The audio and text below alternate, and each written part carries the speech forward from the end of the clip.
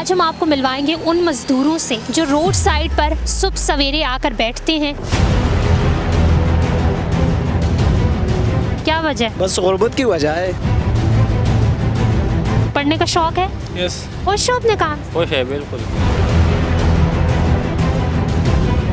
जब आए 5-6 दिनों के काम शाम बिल्कुल किया नहीं। यार इधर तकरीबन हमारा 2 साल तो हो गए। हमारा तो अभी 18 साल उम्र है, अभी तो हमारा 2 साल हुए। सुबह से बैठे अभी तक तो नहीं मिला। किधर सोते हो? इधर बरंडे में हम सोते हैं। हमारा मौक़िफ़ ये था कि क्लाइमेट चेंज की वजह से नित नए वबाएं फैलने का खदशा है। एक्टिव ह्यूमन रिसोर्स है, ये काम करते हैं, मुल्क में रेवेन्यू को जनरेट करते हैं, लिहाजा इनके ऊपर इन्वेस्टमेंट बहुत ज़रूरी है। इमरान खान साहब की हुकूमत जो ही आई उनने शेल्टर बनाने तो शुरू कर दिए, मगर शेल्टर्स के अंदर ह्यूमन रिसोर्स डेवलपमेंट का अंसर भी शामिल होता है।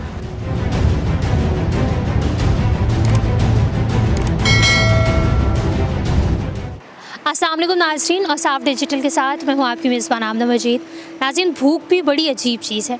इंसान अपनी भूख मिटाने के लिए सोच जतन करता है। आज हम आपको मिलवाएंगे उन मज़दूरों से जो रोड साइड पर सुबह सवेरे आकर बैठते हैं कि शायद उनकी दिहाड़ी आज लगेगी या नहीं, या फाके काटने पड़ेंगे। आइए आज उनकी ज़िंदगी खंगालते हैं और उनसे जानते हैं कि कभी उनके साथ ऐसा वक्त भी पेश आया है जब वो खाली आए हों और खाली वापस गए हों। तो आइए इस वीडियो को शुरू करते हैं।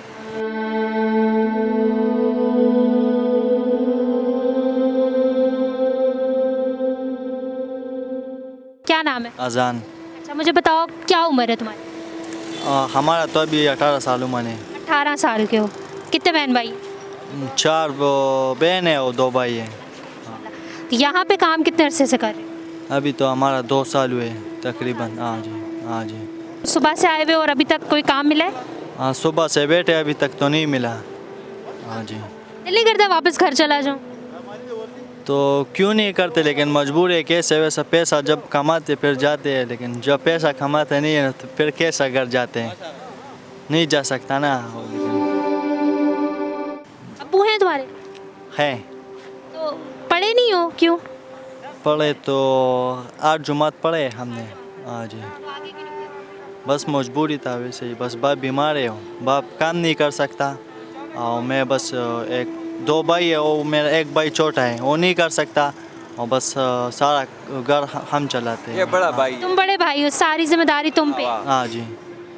यहाँ पे फिर जब बिल्कुल कोई काम नहीं होता और बिल्कुल खाली जाते हो तो मायूस होते हो? क्यों नहीं होते यार, मायूस तो लाजमी होते हैं ना। हाँ जी। लेकिन उम्मीद है कि इंशाल्लाह ठीक हो जाएगा। हाँ, ठीक हो जाएगा, उम्मीद तो है, इंशाल्लाह ठीक हो जाएगा।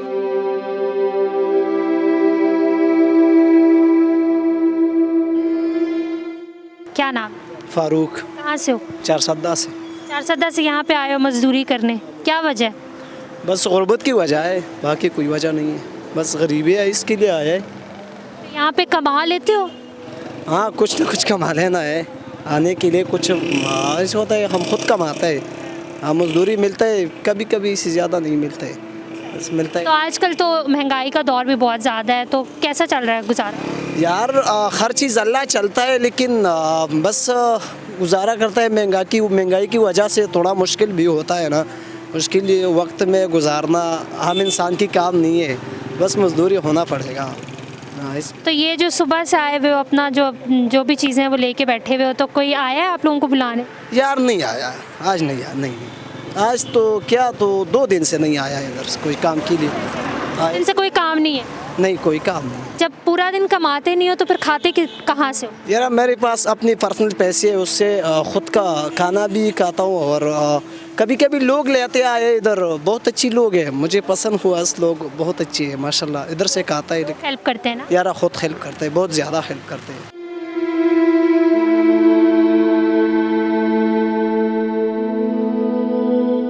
नाम? साबिरुल्लाह। अच्छा, पढ़े हुए हो? यस।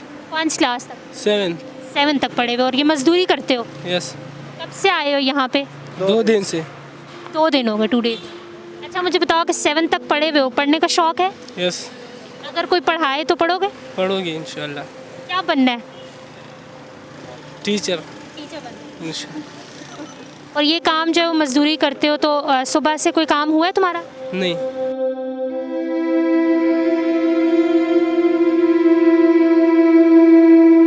कब से बैठे हुए हो और कोई बुलाने नहीं आया, दिहाड़ी नहीं ली? यार हम कल आया घर से, अब दिहाड़ी इंशाल्लाह लगाया और आज नहीं गया। हाँ। जब पूरा दिन जो कुछ मिलता नहीं है, ज़ाहिर है काम नहीं करते, मजदूरी नहीं करते तो मजदूरी पैसे भी नहीं मिलते, तो खाना किस तरह खाते हो? यार जेब में तो पड़ा है पैसा, ऐसा तो नहीं है। खुश हो अपने काम से? खुश है बिल्कुल। कहाँ से ताल्लुक है? जी 410 से। यहाँ पे काम कब से कर रहे हैं इस्लामाबाद? मैं तो इधर 7-8 साल से कर रहा हूँ, लेकिन अभी 5-6 दिन हो गए बस इधर बैठा है फिर गए। 5-6 दिनों से काम हुआ है? नहीं 5-6 दिन अभी जो आए 5-6 दिन हो गए, काम शाम बिल्कुल किया नहीं, पार बैठे। तो जब काम नहीं होता तो किस तरह अपना गुजारा करते हो? रहते कहाँ पे हो, खाते किस तरह? बस उधर ही जंगल में तंबू लगाए, उधर ही रिहाइश है, वो इधर बस आते हैं सुबह चौक पे, जब काम नहीं लगा होते तो बस इधर होटल पे उधर खाते हैं बस। तो फिर जब दिहाड़ी कर लेते हैं तो उसको पैसे देते। कोई है जो हेल्प भी करता है खाने भी? न हेल्प वाला तो कोई भी नहीं है। हाँ हेल्प वाला तो कोई न, जो चावल आते हैं बस वही पे गुजारा कर लेते हैं, एक दिन एक टाइम का खा लेते हैं।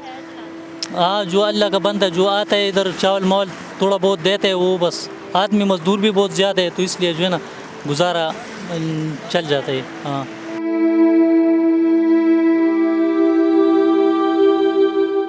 क्या नाम? अवैस।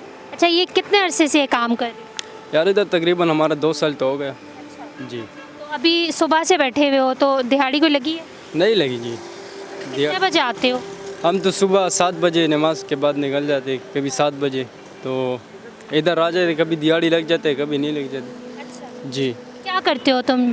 हम बस यही दिहाड़ी कर रहे, कभी इल्टे लगाए कभी बिलचे वगैरह, दिहाड़ी का काम कर रहे जी। क्या उम्र है? हमारा तो 18 साल उम्र है जी। पढ़े हो? तकरीबन 6 जमात तक पढ़े। आगे क्यों नहीं पढ़े? बस कुछ मजबूरी थी इसीलिए जी। जी बिल्कुल। कहाँ से ताल्लुक है? सवाबी से। तो क्या वजह है कि वहाँ से यहाँ पे आके काम करते हो इस्लामाबाद? तो बस उधर काम मिलता नहीं है और इधर हम आके तो अपनी मेहनत कर रहे, बस जितना दिहाड़ी मिल जाते तो ठीक है, वरना बस इसी तरह जाते उधर सो जाते। किधर सोते हो? इधर बरंडे में हम सोते जी। कर नहीं लिया हुआ? नहीं जी, कर नहीं लिया, घर है नहीं इधर अपने जी। घर कब जाते हो वापस सवाब? बस कभी 2 महीने बाद कभी महीने बाद, जब भी पैसे पूरे हो जाते हैं घर के खर्चे के लिए तो बस फिर गाँव चले जाते हैं। कितने बहन भाई हो? हम तो 3 भाई हैं जी। बहनें हैं? जी 2 बहन हैं। भाई भी काम करते हैं? वो जी गांव में अपना दुकान है उसका, करियाना स्टोर का जी। जी तो आप उस करियाना स्टोर पे क्यों नहीं बैठते? वहाँ पे इजीली बैठ के पैसे कमा लो। नहीं तो उधर जो है ना एक बंदे पे तो नहीं होते ना, वो करते तो हम भी कहते कि आप भी चले जाए, कुछ तो मजदूर है ना, मजबूरी से बंद आते हैं, वरना मजबूरी नहीं तो हम क्या करते इधर।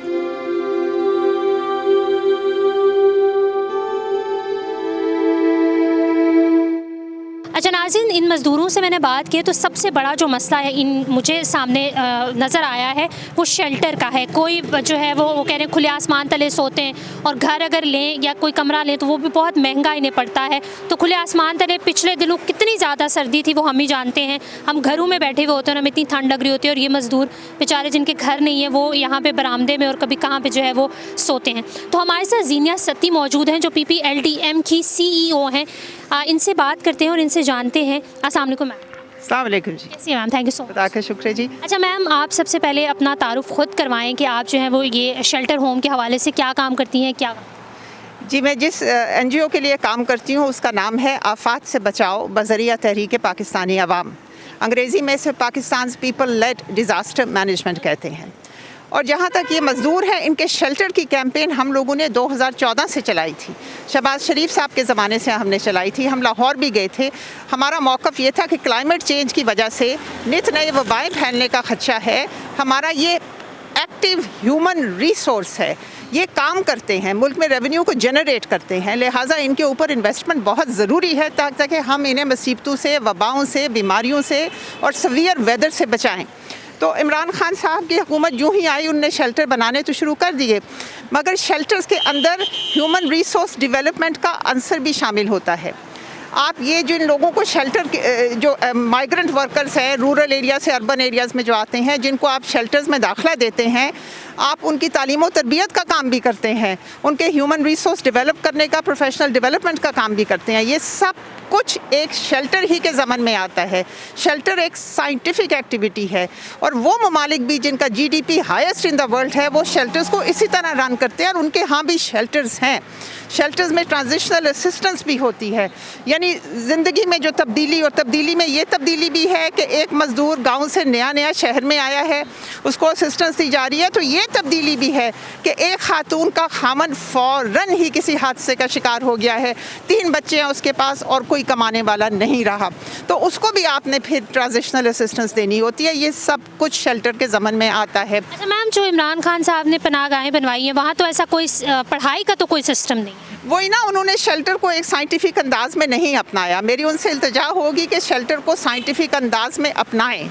हमारे जो हमसाया ममालिक हैं, चीन में भी और सेंट्रल एशिया में भी, और जहाँ पे जो वेस्टर्न कंट्रीज़ हैं, ईस्टर्न यूरोप की कंट्रीज़ हैं, सबसे बढ़ के जो यूनाइटेड स्टेट्स ऑफ अमेरिका, वहाँ जाके देखें कि शेल्टर्स को किस तरीके से रन किया जाता है और शेल्टर्स का मकसद क्या होता है, उसके मुताबिक अपनाएंगे तो शेल्टर हमारी रेवेन्यू जनरेशन में बहुत बड़ा मददगार साबित होगा। आपने बहुत अच्छी बात की है, क्योंकि मैंने यहाँ पे लोगों से बात किया तो जो यंगस्टर्स हैं, टीनेजर्स हैं, उनका बड़ा पढ़ने का शौक़ है। किसी ने 8 तक पढ़ा है, कोई 6 तक पढ़ा हुआ है, और मेरी उनसे बात हुई तो वो यही कह रहे थे कि कुछ ऐसा बंदोबस्त हो कि हम पढ़ सकें। मैं आपको यकीन दिलाती हूँ कि जब ये लड़के यहाँ आते हैं 16 साल से 18, 19, 20 साल की उम्र के दौरान, तो इनकी ड्रीम्स इतनी हाई होती हैं कि अगर उस वक़्त स्टेट इनमें इन्वेस्ट करना शुरू करे तो ये सब के सब, अगर नहीं तो इनमें से मेजॉरिटी कुछ बन जाएंगे बहुत जल्दी, और तवक्कुआत से भी ज़्यादा बनेंगे, क्योंकि बहुत बड़े बड़े ख्वाब लेके आते हैं, बहुत बड़ा सेल्फ़ कॉन्फिडेंस होता है, पीछे इनकी माएँ हैं, इनके वालिदैन हैं जो इनके लिए दुआ करते हैं, ये टेलीफोन से उन पर राब्ते में होते हैं, और जब ये शहर में आते हैं तो शहर की अपॉर्चुनिटीज़ को देखते हैं, आंखें चकाचौंध होती हैं और इनका दिल करता है कि उनको अवेल करें, आगे बढ़ें ज़िंदगी में।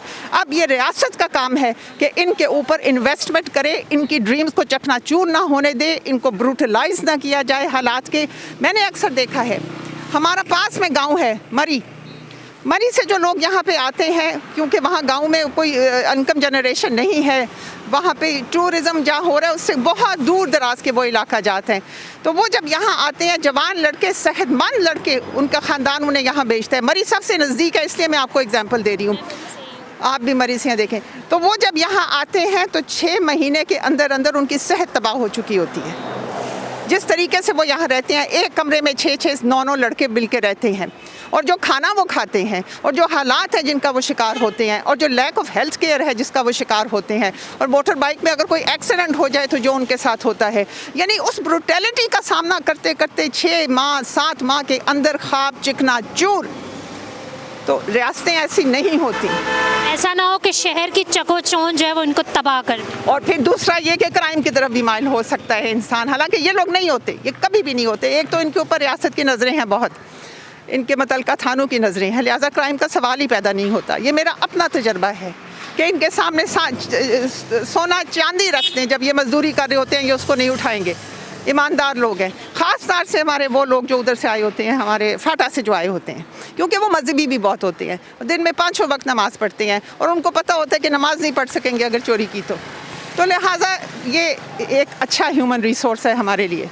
बिल्कुल नाज़रीन, आपने जो बात भी सुनी और रिपोर्ट भी आपने देखी कि हम लोगों ने उन मज़दूरों से भी बात की थी। बहुत सारे ऐसे हैं जो बहुत पढ़ना चाहते हैं, उनका शौक़ है कि हम पढ़ें और पढ़ के कुछ बने।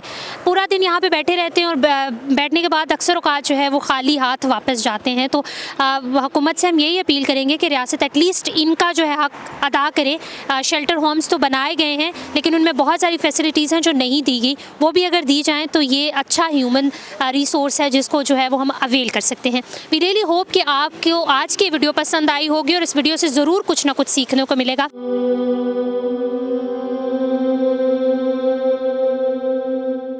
नाज़रीन, ये वो मज़दूर हैं जो अपने आबाई घर जो है वो छोड़ के यहाँ इस्लामाबाद आए हैं इस चकोचौंध में कि यहाँ पे शायद उन्हें अच्छी मज़दूरी, अच्छी दिहाड़ी मिल जाएगी।